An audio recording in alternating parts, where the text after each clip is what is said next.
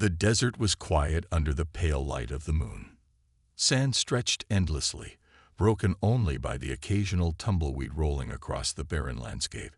In the distance, a low hum began to grow louder, vibrating through the air like an unseen force. The sound came from above, a dark shape descending slowly from the night sky. It wasn't an airplane or a helicopter. This craft glowed faintly, its surface shimmering as if it were made of liquid metal. As it touched down in the middle of the Nevada desert, a cloud of dust swirled around it, briefly obscuring the view. Lieutenant Alex Carter tightened his grip on his rifle as he stepped forward. Behind him, Dr. Laura Bennett adjusted her glasses nervously.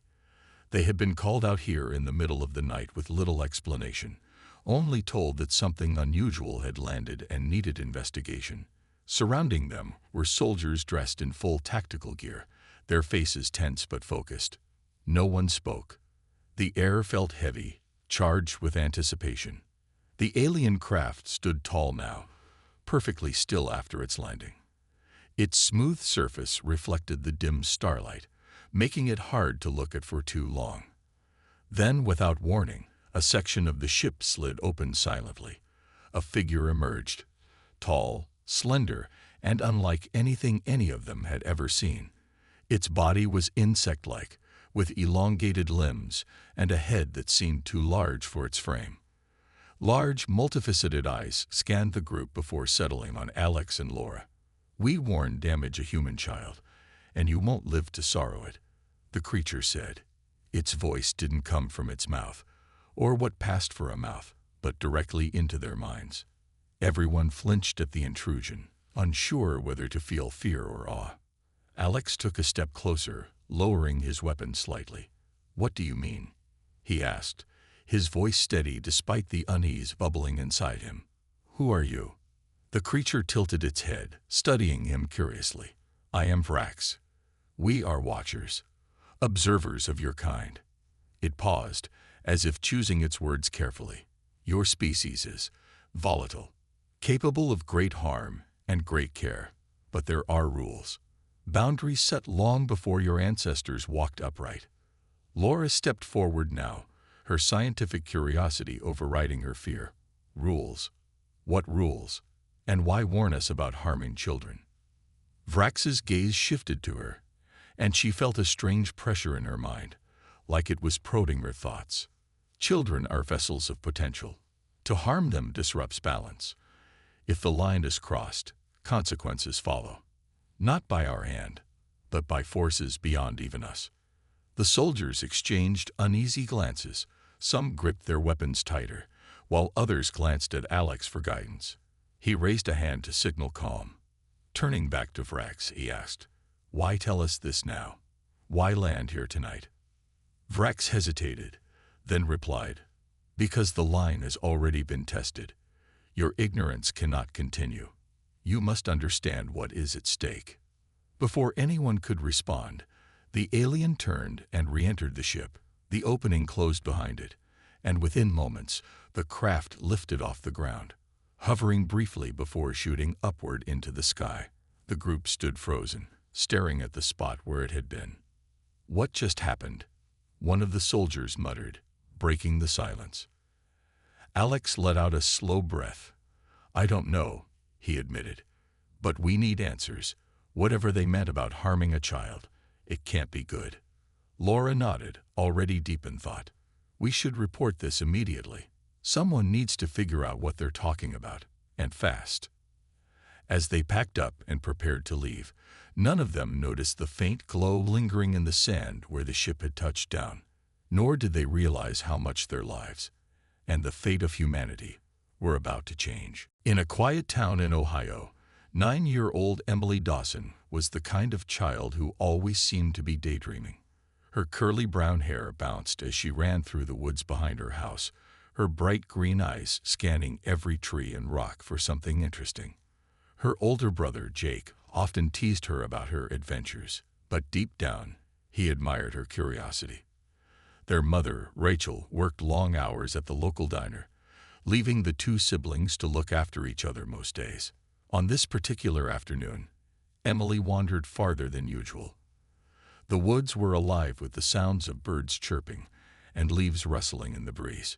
She loved it here, away from the noise of people and cars. As she pushed aside a cluster of bushes, something caught her eye. A strange object hovering silently among the trees. It looked like a small metal sphere, its surface shimmering faintly, almost blending into the sunlight around it. Emily tilted her head, intrigued. "What are you?" she whispered, reaching out with one hand. The object didn't move, but it hummed softly, as if responding to her presence. She poked it gently with a stick she had picked up earlier. To her surprise, the object wobbled slightly, then sparked. A tiny crack appeared on its surface. "Oops," Emily muttered, stepping back. She wasn't sure what she had done, but the object now seemed different, less alive. Somehow, shrugging, she decided it was time to head home before Jake started looking for her. She didn't think much of it as she skipped back toward the house, humming a tune under her breath. Meanwhile, miles away, Lieutenant Alex Carter and Dr. Laura Bennett were still trying to make sense of their encounter with Vrax. They had reported everything to their superiors, but no one seemed to take the warning seriously. "Aliens don't just show up to give us advice," one officer scoffed during a meeting. "They're probably testing us or trying to scare us." Laura disagreed. "What if they're telling the truth? What if there really is some kind of rule we've broken or are close to breaking?" Alex leaned forward, his expression grim. "If they're serious, we need to figure out what they meant about harming a child." That part stuck with me. It's too specific to ignore.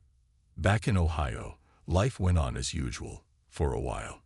Emily told Jake about the strange object in the woods, but he dismissed it as her imagination running wild again.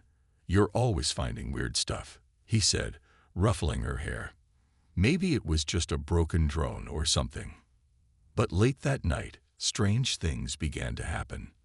Lights flickered in the Dawson household, and Rachel swore she heard a low buzzing sound coming from outside. When she checked the backyard, she found nothing unusual, just the empty darkness of the woods beyond. The next morning, news spread quickly across the country. Reports poured in of mysterious drones spotted near towns and cities, all resembling the object Emily had found. Military teams were dispatched to investigate, including Alex and Laura. They arrived in Ohio within days, following leads that pointed to the small town where Emily lived. When Alex and Laura knocked on the Dawson family's door, Rachel answered, confusion written all over her face. "Can I help you?" she asked cautiously. "We're here to ask about something unusual your daughter might have seen recently," Alex explained gently. "It's important." Rachel hesitated before calling Emily and Jake into the living room. Emily sat quietly, clutching a stuffed rabbit, as Alex and Laura questioned her about the object in the woods. At first, she was shy, but when Laura mentioned the glowing sphere, Emily's eyes lit up. "I touched it," she blurted out excitedly. "It made a funny noise, and then it broke a little." "Was that bad?" Jake frowned, glancing at his sister. "Wait, you actually found one of those things? Why didn't you tell me?" Alex exchanged a worried look with Laura. Whatever Emily had encountered, it clearly wasn't ordinary. And based on Vrax's warning, they feared the consequences could be far greater than anyone realized. As they left the Dawson house, Alex couldn't shake the feeling that time was running out. Something big was coming, and Emily might be at the center of it. After speaking with Emily, Alex and Laura knew they needed to dig deeper. The little girl's description of the object matched the drones seen in reports across the country. Something about it felt significant, but neither of them could explain why. They decided to visit the woods where Emily had found the drone, hoping to find clues that might shed light on the situation. The forest was peaceful, filled with the sounds of birds chirping and leaves rustling in the breeze. But as they walked deeper into the trees, an uneasy feeling settled over them. The air seemed heavier here, almost electric. Following Emily's directions, they soon came upon the spot she had described. At first glance, there was nothing unusual, just dirt, rocks, and scattered leaves. But when Laura knelt down to inspect the ground more closely, she noticed faint scorch marks etched into the soil. "Alex, look at this," Laura said, pointing to the marks. "It's like something burned here, but not from fire. This is different." Alex crouched beside her, studying the patterns. "Whatever that drone was, it left a trace. Maybe we can analyze it back at the lab." As they collected samples, Jake Dawson appeared between the trees, his arms crossed and his expression suspicious. "What are you guys doing out here?" he demanded. Startled, Alex stood up and held up his hands to show he meant no harm. "We're just trying to figure out what happened. Your sister mentioned seeing something strange." Jake frowned. "You mean the glowing ball?" "Yeah, she told me." "But why does the military care about some kid's story?" Laura stepped forward, her tone gentle but firm. "Because it might be important, Jake. We think those objects are connected to the aliens who visited us.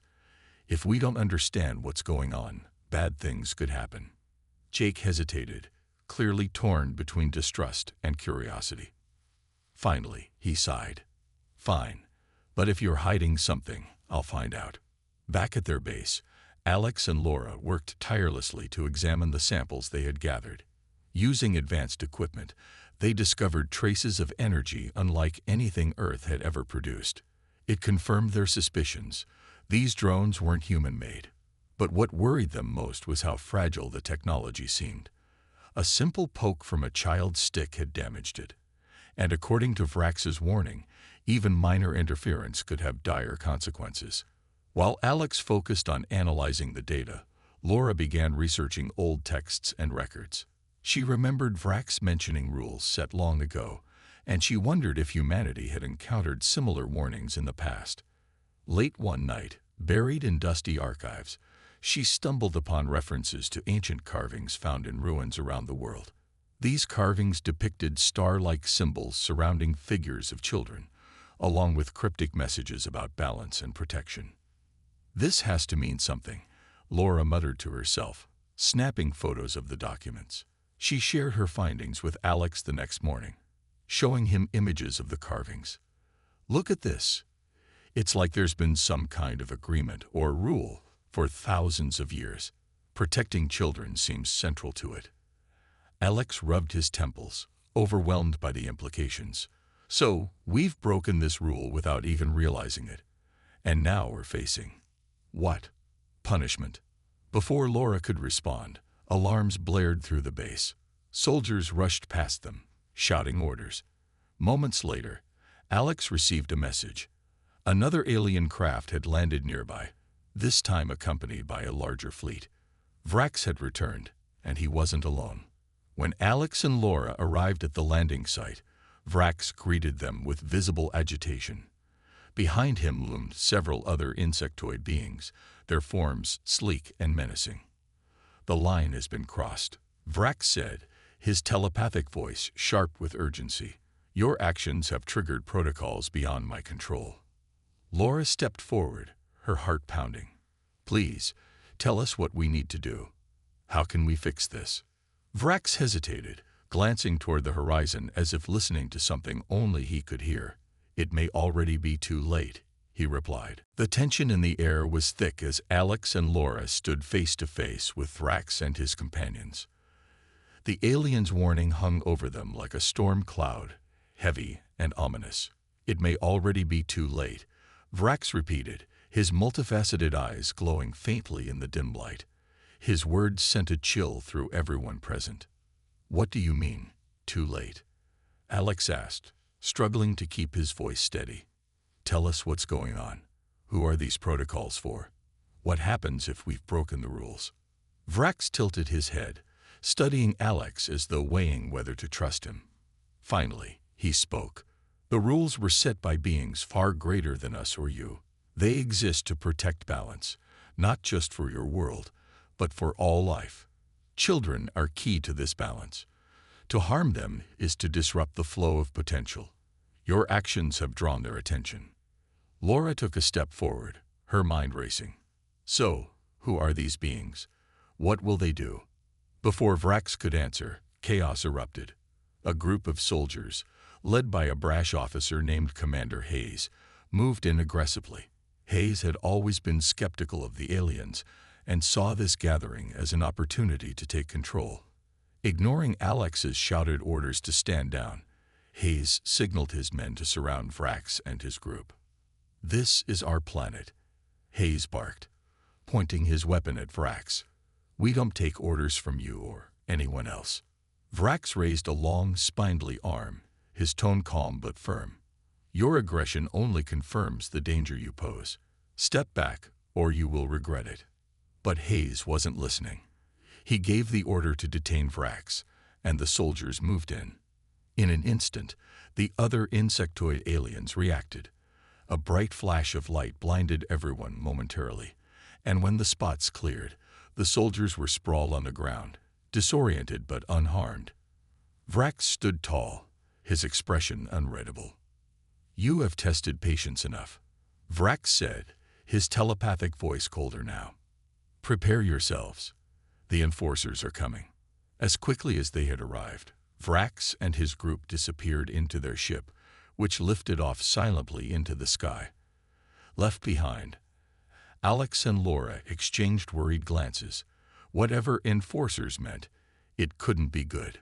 Back at the base, panic spread like wildfire. Reports came in from around the globe. More sightings of alien ships appearing in major cities. Governments scrambled to respond, but no one knew what to do. People began speculating about invasions, sparking fear and unrest. Meanwhile, Alex and Laura worked tirelessly to piece together what little information they had. They revisited the ancient carvings Laura had discovered earlier, searching for any clues that might help. At the same time, strange changes started happening to Emily Dawson. She began drawing intricate patterns on paper, shapes that matched the symbols in the carvings Laura had found. Her mother, Rachel, noticed her talking to herself late at night, whispering things like, "They're watching, and I can feel them." When Jake asked her about it, she simply shrugged. "The voices tell me things," she said matter-of-factly. One evening, as Alex and Laura visited the Dawson house again, Emily approached them holding one of her drawings. "This is important," she said, her voice unusually serious for a child. "They showed me this." Laura took the paper and gasped. The pattern Emily had drawn perfectly matched the most complex symbol in the ancient carvings, a star-like design surrounded by swirling lines. It was clear now. Emily was somehow connected to whatever force the alien served. Before they could ask her more questions, alarms blared outside. Looking out the window, they saw lights descending from the sky. Dozens of massive ships hovering above the town. These weren't like Vrax's sleek vessel. They were larger, darker, and radiated an aura of power that made the hair on their necks stand up. "They're here," Alex whispered, dread sinking into his chest. Emily didn't seem afraid. Instead, she looked up at the ships with wide eyes, almost as if she recognized them. "They're not mad," she said softly. "They just want to make sure." As the ships landed, a towering figure emerged, one even taller than Vrax, with armor-like skin that shimmered menacingly. This was Kale, leader of the Enforcers. His presence commanded silence, and every human instinct told them to run. But Alex and Laura knew there was nowhere to hide. Whatever happened next would decide humanity's fate. The ground trembled slightly as Cal stepped forward, his towering form casting a shadow over the small group gathered in front of him. Unlike Vrax, who had seemed almost diplomatic, Cal radiated an aura of cold authority. His eyes glowed faintly, scanning each human with an intensity that made them feel exposed, as though he could see into their very souls. Alex tightened his grip on Laura's arm, trying to steady himself. "We're here to explain," he said, his voice shaking but determined. "We didn't mean to break any rules. We didn't even know they existed." Kale tilted his head slightly, his expression unreadable. When he spoke, his telepathic voice resonated deep within their minds, far more powerful than Vrax's had been. "Ignorance does not excuse transgression," he said. "Balance is sacred. Humanity has tested it repeatedly. Now you face judgment. Laura stepped forward, her heart pounding, but her resolve strong. Please, she pleaded. Tell us what we've done wrong and how we can fix it. We don't want to harm anyone or anything. Cal's gaze shifted to Emily, who stood quietly beside her brother Jake. The little girl didn't flinch under his scrutiny. Instead, she met his eyes with surprising calmness. This child, Cal began, his tone softer but still commanding, has drawn attention. Her actions, and yours, have disrupted harmony. Jake frowned, stepping protectively in front of Emily. She's just a kid. She didn't do anything wrong. Cal ignored him, focusing solely on Emily now. You carry potential, he said directly to her. But your world teeters on the edge of chaos. If humanity cannot value innocence, then its future is forfeit. Emily blinked, her young face thoughtful. After a moment, she spoke up, surprising everyone. I didn't mean to hurt anything, she said softly. I just wanted to understand. For the first time, Cal hesitated. He studied her closely, as if weighing her words. Then, without warning, he extended one massive hand toward her. A soft glow emanated from his palm, enveloping Emily in a warm light. She closed her eyes, swaying slightly, as images flooded her mind. Scenes of stars forming, planets spinning, and countless lives intertwined like threads in a vast web. When the light faded, Emily opened her eyes, her expression filled with awe. I see it now, she whispered. Everything's connected. Every life matters. Jake grabbed her shoulder, pulling her back gently. What did you do to her? He demanded, glaring at Cal. She sees truth, Cal replied simply. Turning back to Alex and Laura, he continued, humanity must prove itself worthy. Harm another child, disrupt balance again, and destruction will follow, not by our hand, but by forces beyond comprehension. Alex swallowed hard, his mind racing. How do we prove ourselves? What do you need from us? Cal's gaze swept over the group once more. Sacrifice, he said. Justice must be served for the disruption caused. Choose wisely, or face annihilation. With that, Cal turned and began walking back toward his ship. The enforcers followed silently, leaving behind an eerie silence. As the ships lifted off into the sky, Alex and Laura exchanged worried looks. They knew what Cal meant by sacrifice, but neither was willing to let anyone pay such a price. We'll find another way, Alex said firmly. There has to be something we can do. Laura nodded, though doubt lingered in her eyes. Emily might hold the key, she suggested. Whatever she saw, maybe she can help us reason with them. As they turned to look at Emily, she smiled faintly, clutching the drawing she had made earlier.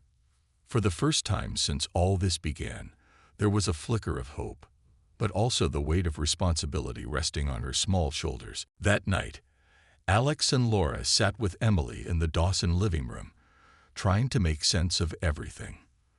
The little girl seemed unusually calm, almost as if she had accepted the weight of what was happening. Her drawing lay on the table between them, its intricate patterns glowing faintly under the dim light. We have to figure this out, Alex said, rubbing his temples. Cal wants justice, but I'm not letting anyone get hurt. Laura nodded, her eyes fixed on Emily. You understand more than you're saying, don't you? She asked gently. What did you see when Cal showed you those images? Emily hesitated, then spoke slowly. I saw everything. All the stars, all the people, all the animals. It's like a big web, and every part is important. If one piece breaks, it hurts everything else. Jake frowned, sitting beside his sister. So, what does that mean for us? What are we supposed to do? It means we have to show them we care, Emily replied, her voice steady despite her age. They think we don't protect the things that matter, but we can prove them wrong. Alex leaned forward, his expression serious. How? Cal said sacrifice, or else. Emily looked at him, her green eyes unwavering. I think I need to talk to them. No way, Jake interrupted immediately. You're not going anywhere near those aliens again. I have to, Emily insisted softly. They listened to me before. Maybe they'll listen again. Laura exchanged a glance with Alex, both of them torn. On one hand, sending a child into such a dangerous situation felt impossible. On the other, Emily clearly had a connection to the enforcers that no one else did. If anyone could reach them, it was her. The next morning, Alex arranged a meeting with Kale through Vrax, who reluctantly agreed to act as an intermediary. The alien fleet returned, hovering ominously above the desert where their first encounter had taken place. This time, only Alex, Laura, and Emily approached the landing site, leaving Jake and Rachel behind despite their protests. As Kale descended from his ship, his towering form cast a long shadow over the group. He stopped a few feet away, his glowing eyes fixed on Emily. "Why have you come?" he asked, his telepathic voice resonating deeply. Emily stepped forward, clutching her drawing tightly. "I want to help," she said bravely. "We made a mistake, but we can fix it. Humans aren't perfect, but we try. We love our families, and we take care of each other. Isn't that worth something?"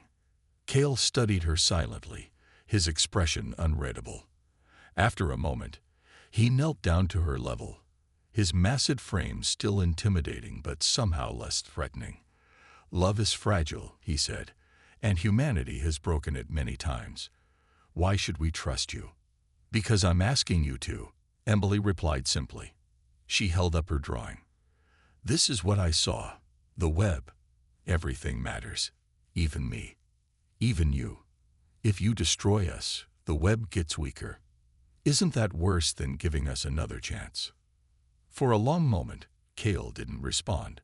Then, slowly, he reached out and took the drawing from her hands. His fingers brushed hers lightly, and a soft glow passed between them. When he straightened, his gaze shifted to Alex and Laura. "Her words carry truth," he said, "but actions must follow. Prove yourselves. Protect your young. Honor the balance." With that, Kale turned and walked back toward his ship. As the fleet ascended into the sky, the tension in the air seemed to lift slightly. Emily let out a breath she hadn't realized she'd been holding, her small shoulders relaxing. Alex crouched beside her, placing a hand on her shoulder. "You were incredible," he said, his voice thick with emotion. "You might have just saved us all." Emily smiled faintly, looking up at the fading lights of the ships. "I hope so," she whispered. "I really hope so." In the weeks that followed, life on Earth began to change. The departure of the alien fleet didn't mean the end of humanity's challenges, but it marked the beginning of a new chapter. Governments around the world took Cal's warning seriously, working together in ways they never had before. Policies were introduced to protect children and ensure their well-being became a global priority. Schools received more funding, healthcare improved for families, and programs were created to help struggling communities. For the first time in a long while, people felt united by a common purpose. Emily Dawson became an unlikely symbol of hope. Her name appeared in newspapers and on television, though her family tried to shield her from too much attention. Despite everything she had been through, Emily remained the same curious and kind-hearted girl she had always been. She continued drawing her intricate patterns, filling notebooks with swirling designs that seemed to capture the essence of the cosmic web she had seen. Jake watched over his sister closely, still protective, but also proud of what she had done. "You're like a superhero or something," he teased one evening as they sat in the backyard, staring up at the stars. "Next time, maybe don't volunteer for alien diplomacy, okay?" Emily giggled, leaning against him. "I'll try not to." Their mother, Rachel, often found herself marveling at how much her daughter had grown. One night, as she tucked Emily into bed, she kissed her forehead and whispered, "You're amazing, you know that." "I just did what I thought was right," Emily replied sleepily. "The stars told me to." Rachel smiled, brushing a strand of hair from her daughter's face. "Well, I'm glad they did." Meanwhile, Alex Carter and Laura Bennett returned to their lives, forever changed by the experience. They kept in touch with the Dawson family, checking in regularly to make sure Emily was doing well. Though they couldn't explain exactly what had happened or why Emily had been chosen, they knew it was something extraordinary. It makes you think, doesn't it? Laura said one evening as she and Alex shared coffee at a small cafe, about how connected everything really is, about how much we take for granted. Alex nodded, gazing out the window at the bustling street outside. Yeah, and about how close we came to losing it all. If it weren't for Emily. She reminded us of what matters, Laura finished softly. Not power or technology, but kindness, empathy, love. As days turned into months, the memory of the aliens faded for most people, becoming a story told in history books and late-night conversations. But for those who had lived through it, the lesson stayed fresh in their minds. Humanity wasn't perfect, but it had potential, and that was worth fighting for. One crisp autumn night, Emily stood alone in her backyard, looking up at the sky. The stars twinkled brightly, scattered across the vast expanse like tiny jewels. She closed her eyes, feeling a strange warmth in her chest, as if the web she had seen was still there, humming softly in the background. "Thank you," she whispered, unsure if anyone, or anything, could hear her. But deep down, she felt certain that her message had been received. Far above, in the endless depths of space, a faint glow pulsed briefly among the stars before fading away. Somewhere, somehow, the universe listened and waited.